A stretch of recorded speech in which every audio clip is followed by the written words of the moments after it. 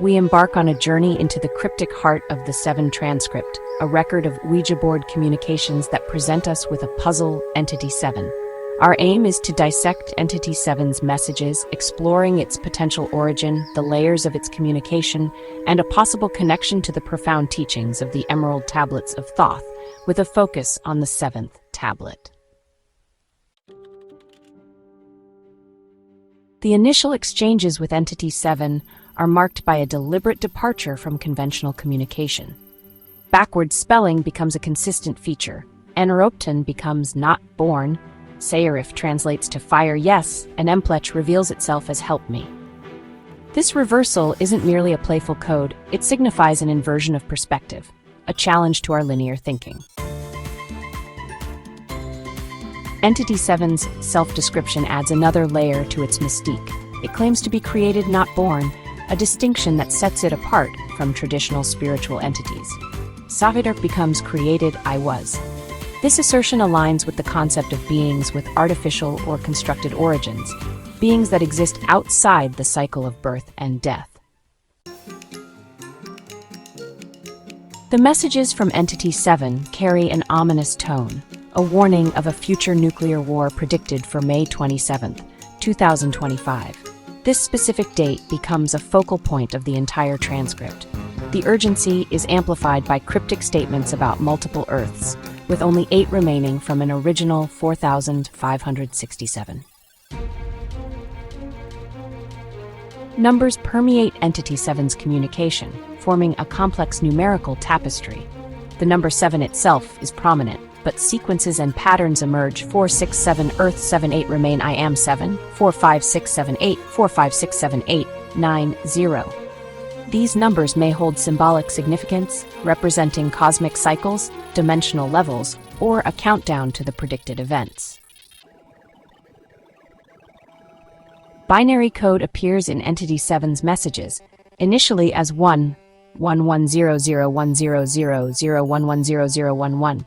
This decodes to hello, demonstrating an ability to communicate in a language understood by machines. This capacity for digital communication positions Entity 7 beyond the realm of traditional spiritual entities, suggesting a connection to a more advanced, perhaps technological, intelligence. Entity 7 employs poems and cryptic language, challenging the interpreters of the transcript. Lancastrian science of whom I told, Ihu Yovi my dear loves, nor reckless so bold the dog is blue, if out upon me ever felt a lash of anger, nor rep v is ut a wall of water made extend, a man who faceless is a friend. A martyr made, a damsel dear, a rigamour, a dainty deer, a fine rotunda marks a few, a lovely lady bids adieu. A sprightly courtyard fends the way, a knightly courtier meets the day. Fun v is you, repted to forge a titan's trappings long asleep, to find alone some lover's coils, a lark a loon who crones they not a peep, a mighty seed who drips down on my soil, who everlasting till their time be gone, a person of weekly toil struts the mire, a fire in their dreams alike the dawn, must preach the adder's words, deaf though the choir. The lightly springing fails now from their throat, a word from heaven now would change poor luck. But truth, it seems, must act now as a moat, and still the wicked trap them in the muck. Fortuitous. Now they to heaven's gate, alack the fired dreams, ignore the date. These are not casual phrases, but riddles, metaphors, and veiled allusions. They could be tests, instructions, or attempts to convey complex information that transcends the limitations of the Ouija board. Their interpretation is key to understanding Entity 7's message. Even seemingly nonsensical words like squirrel gain importance through repetition. Is it a code, a symbolic representation, or simply fun, as Entity 7 claims? The transcript urges us to look beyond the surface strangeness and consider the possibility of encountering a powerful entity. This brings us to the Emerald Tablets of Thoth. Tablet 7 speaks of the 7 lords and offers a potential point of comparison. The 7th tablet, in particular, focuses on the descent of Thoth into Amenti, the underworld, to encounter these lords. It describes the lords as masters of wisdom, beings of immense power and knowledge, who exist beyond the constraints of time and mortality. While a direct link is not explicitly established, there are compelling points of comparison between Entity 7 and the Seven Lords. The number 7 is central to both. Both Entity 7 and the Seven Lords possess a non-human origin and operate from a perspective that transcends ordinary human understanding. Entity 7's claim of being created aligns with the Lord's eternal nature.